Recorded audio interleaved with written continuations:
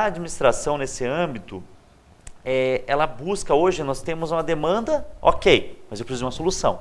Eu vou trazer lá de fora? Não, mas eu tenho aqui tecnologias, eu tenho centros de estudos que podem gerar essa demanda para as nossas empresas. Então, muitas vezes, empresas procuram o nosso curso de administração buscando soluções e a solução não vai partir só do curso de administração. Vai partir de uma forma integrada com engenharia, com design, com publicidade, com outros cursos que vão atender. Porque às vezes é uma tecnologia de processo necessária, mas às vezes é uma tecnologia de pessoas, às vezes é um trabalho da psicologia. Então hoje a administração na FAI ela está se integrando cada vez mais. O que nós falamos que a FAI está cada vez mais completa.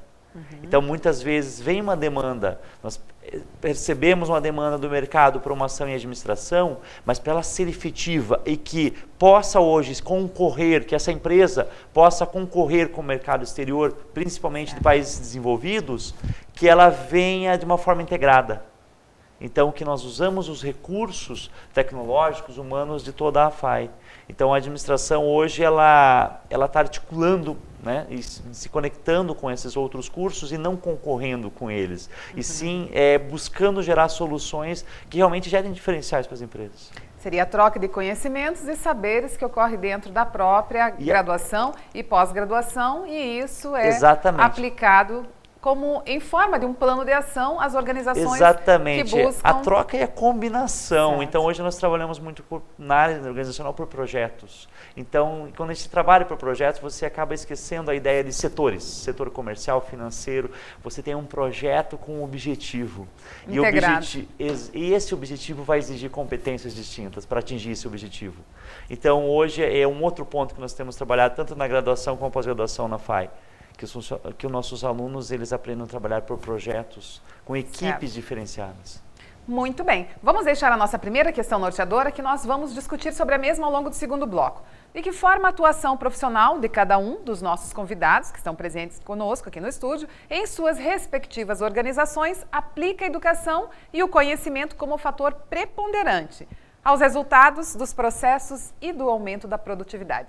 Acompanhe conosco, já voltamos.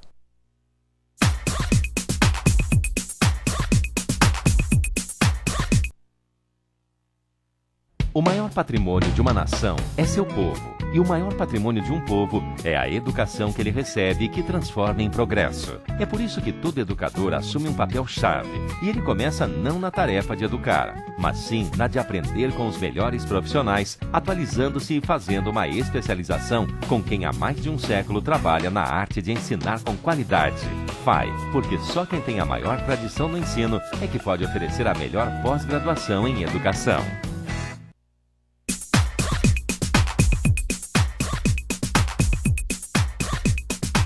Voltando para o segundo bloco do programa de hoje, que aborda a área de tecnologia e engenharia, e nós temos como tema a educação e o conhecimento como base para a produtividade. Ao longo do primeiro bloco, os nossos professores, convidados para participar desse diálogo, o professor Gilson, coordenador do curso de engenharias, e também o professor Everton, que é coordenador do curso de administração da FAI, estão presentes conosco e fizeram toda essa abordagem no primeiro bloco sobre o que vem a ser, então, esta educação e o conhecimento como base para a produtividade. De que forma isso é possível ser conquistado nas organizações, e também houve um destaque para a forma dos projetos de maneira integradora, ou seja, várias áreas do conhecimento, várias disciplinas atuando, olhando e buscando soluções para um certo, determinado projeto, problema apresentado por uma organização. Bem, a questão norteadora, que deixamos ao finalzinho do primeiro bloco, de que forma a atuação profissional de cada um dos nossos convidados em suas respectivas organizações aplica a educação e o conhecimento como base tanto para os resultados dos processos quanto para o aumento da produtividade. Então, professor Gilson, como você avalia essa questão? Então, agora, o primeiro bloco, né?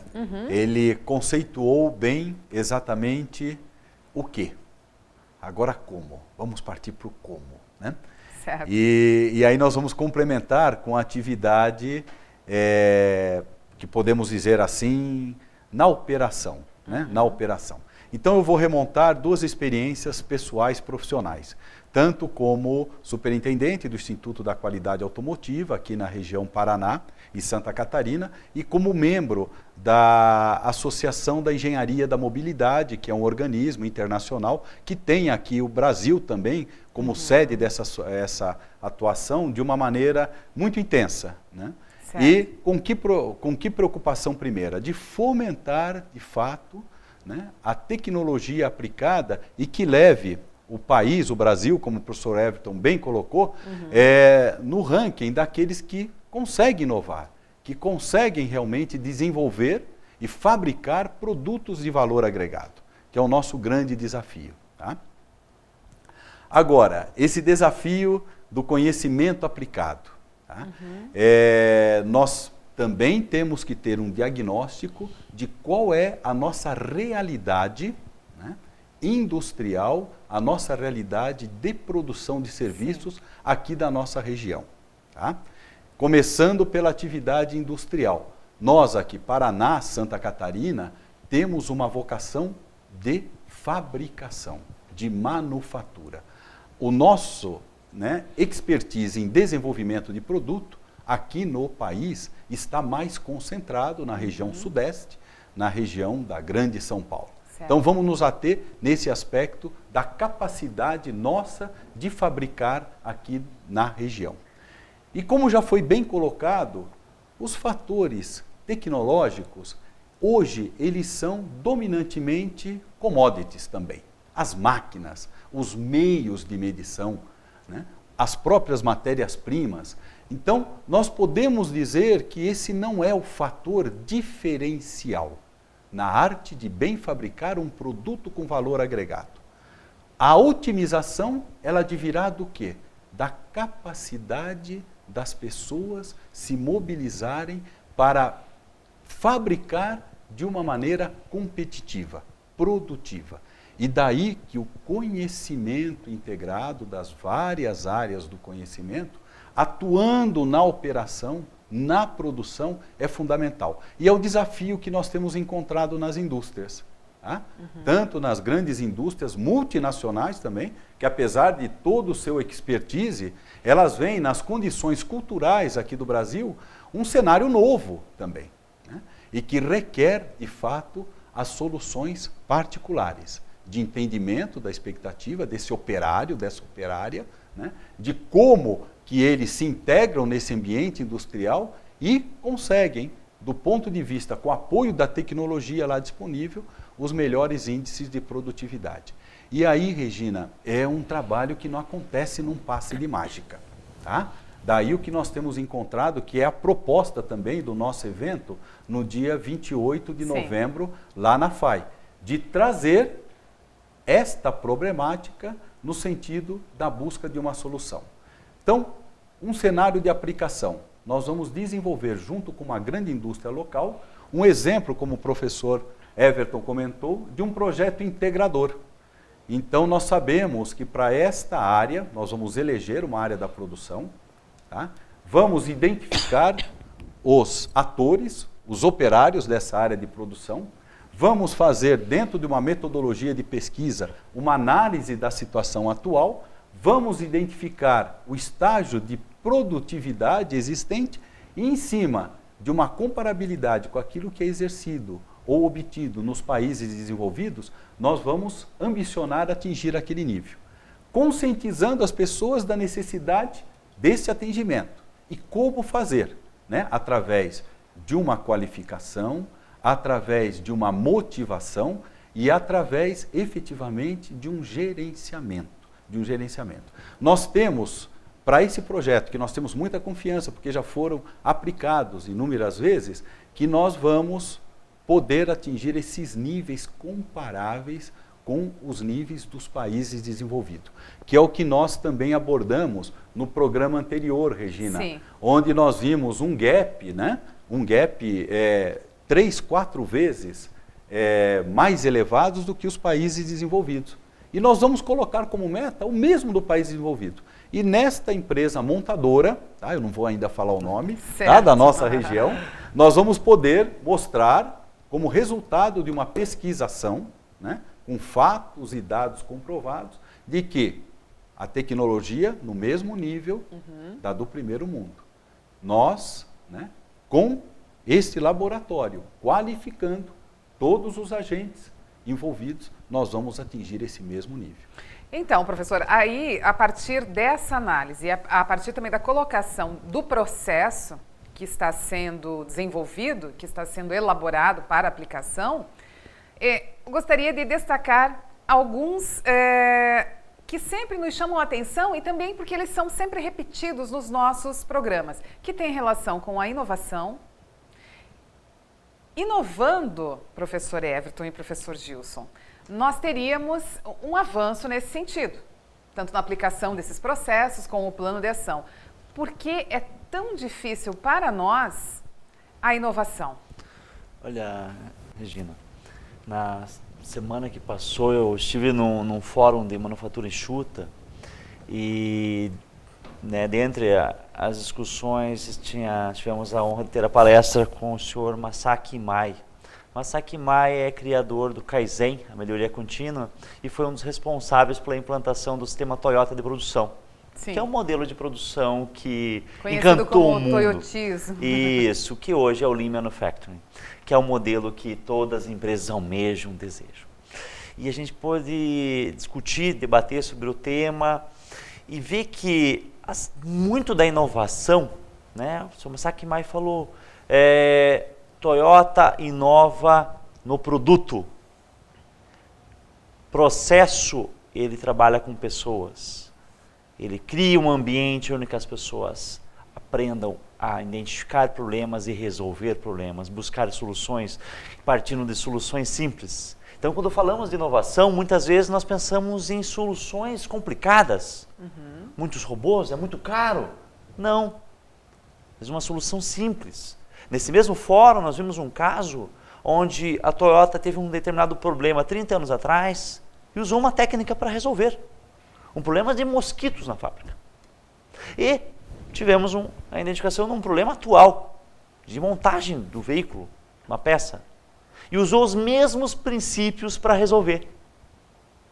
Envolvendo os participantes ali do problema, fazendo pensar, testando soluções metodologicamente. Identifica o problema, mas você lê o efeito, não é a causa. O que ocasionou? Por que ocasionou? Como resolver? Qual é a solução mais simples e mais barata e mais efetiva? E aí vai buscando uma forma. Então, a inovação não necessariamente requer alto investimento, mas requer um foco de entender qual é o problema. Por que somos menos competitivos nessa situação? Por que temos um padrão de qualidade inferior nesse processo em relação à Alemanha, ao Japão, à Finlândia, que é um país que inova muito? E como podemos, então, buscar soluções e com recursos próprios, com mão de obra, com nossas universidades, nossos centros de pesquisas brasileiros, para chegar no mesmo nível, superar. Então, a inovação não necessariamente requer grande tecnologia, requer repensar o que estamos fazendo e fazer de uma forma diferente. Com a colaboração também dos funcionários dessa organização, desta montadora. Exatamente, enfim. Independente do tamanho da empresa. Sim. E hoje esses modelos de manufatura, eles se estenderam para os seus diversos segmentos. A área de saúde é uma área que tem abraçado fortemente os saberes da manufatura, por exemplo. E nós temos uma carência na saúde no Brasil gigantesca. E então o que acontece? Os eventos, nós estamos para receber 2 grandes eventos aqui no Brasil. Um já está bem próximo, que é a Copa do Mundo, e muitos processos de organização, de fila, de produtividade, de custos, eles dependem de estruturas de manufatura. Então, hoje, as pessoas, já foi identificado que são os determinantes, são o diferencial no processo. Como o professor Gilson falou, peraí, o equipamento é um commodity, então se é o equipamento que gera inovação, que gera produtividade, eu compro o mesmo equipamento que uma fábrica americana, alemã, japonesa, finlandesa tem, e eu tenho o mesmo grau. Por que eu não estou com o mesmo grau de produtividade? Porque as pessoas não conhecem e não estão envolvidas. E se não estão envolvidas, não estão comprometidas. Exatamente, e aí não temos resultado. A gente tem a mesma máquina, só que a gente não está sabendo utilizá-la da forma adequada, e quem utiliza são as pessoas, quem melhora são as pessoas. Então, o segredo estão nas pessoas. Conseguindo avançar com a inovação, as organizações e até o país, a administração do país torna-se mais competitiva. Tornando-se mais competitiva, também há geração de riquezas para aquela população, para aquele país. Como vocês veem essa questão? O porquê ainda nós patinamos nesse sentido, como nação mesmo? Principalmente com relação à competitividade e pensando na geração. Se nós conseguiremos, com a inovação, nos tornaremos mais competitivos e assim teremos uma maior geração de riquezas também para a população, o que está nos faltando? Qual é a peça dessa engrenagem aí que ainda não encaixou-se em todo esse processo? Eu vejo que nós temos uma desintegração não há uma aliança entre o saber e o fazer. O saber, ele vem, né, das universidades, vem da FAI, de outras instituições, vem dos centros de pesquisa. Que buscam soluções, mas às vezes sem identificar demandas para soluções, às vezes gera uma solução para algo que não precisa. Que fica encastelado nesses mesmos centros de pesquisas, nessas universidades. Exatamente, acaba sendo somente voltado para uma publicação científica, que é importante. Por sinal, o Brasil, ele produz menos cientificamente que outros países, tem aumentado muito proporcionalmente, mas às vezes é uma produção científica sem pensar na aplicação. E aí, nós temos por um outro lado, as empresas, nesse caso, nesse contexto, as indústrias, com uma série de problemas, tendo muitas vezes que contratar as que têm mais recursos, consultores, e muitas vezes de fora, e as que não têm recurso, fazer por tentativa e erro, sendo que você tem centros de pesquisa que pode levar soluções. E aí não há essa conversa. Eu, pesquisador, vou fazer uma pesquisa porque eu estou alinhado àquele tema e vou buscar uma solução que talvez vai ficar guardada ou vai ficar numa base de dados.